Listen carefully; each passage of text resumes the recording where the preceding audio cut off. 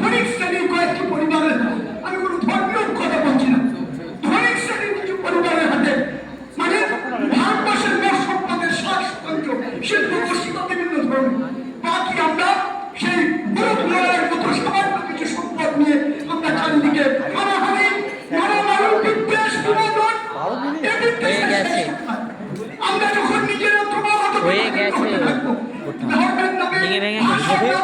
ধর্মের নামে সম্প্রদায়ের নামে আমরা ভুলে যাই আমরা মানুষ, একই মানবতার সন্তান আমরা, এ বিভাজনের কোনো শেষ নেই। তার স্বাধীনতার দিনে দাঁড়িয়ে 19তম বর্ষে দাঁড়িয়ে দেশবন্ধু বিদ্যাপীঠের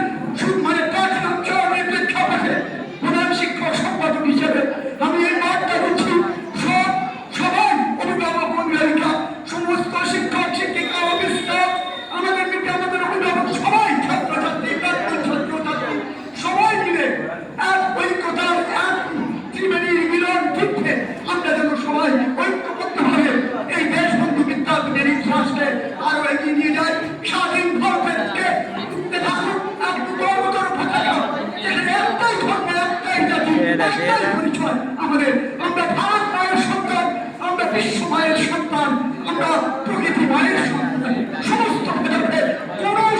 কোনো আমি খুব দিয়ে বলছি পৃথিবীর কোন ধর্মগ্রন্থ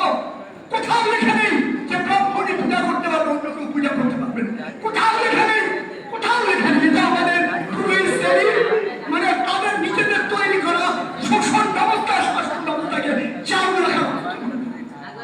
কোথাও লেখা নেই, কোনো ধর্মগ্রন্থে লেখা নেই, কোনো বৈজ্ঞানিক ব্যাখ্যা নেই। আমি সমস্ত মানে দার্শনিক ব্যাখ্যা থেকেও বলছি এটা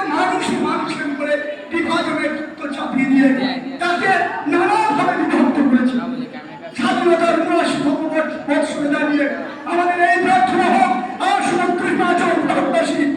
আমরা তোমার শান্তিপ্রিয় শান্ত ছেলে, তবু শত্রুর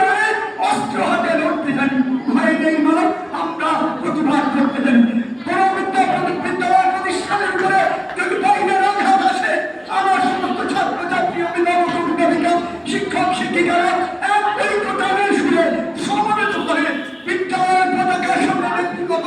তুচ্ছতা ভুলে ভেদাভেদ ভুলে ঐক্যবদ্ধভাবে মুষ্টিবদ্ধভাবে সমস্ত রক্তচক্ষুকে করে বিদ্যালয়কে এগিয়ে নিয়ে যেতে